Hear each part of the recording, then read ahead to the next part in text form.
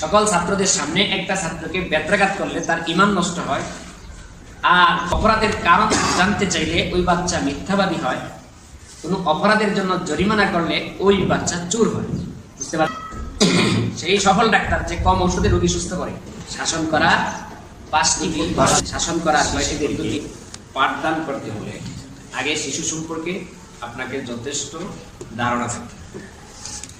এই শিশুকে পাঠদান যদি সফলভাবে করতে চায় তাহলে শিশু কাকে বলে এটা আপনাকে আগে ভালোভাবে মাথায় নিতে হবে। শিশুদের এমন একটা বৈশিষ্ট্য, বুদ্ধি কম কিন্তু মেধা বেশি। 8-9 বছরের বাচ্চা হাফেজ হয় কি না? বাচ্চার দাদারা যদি হেফজখানায় ভর্তি করানো যায়, হাফেজ হতে পারবো? মেধা কার বেশি? বাচ্চা। বুদ্ধি কার বেশি?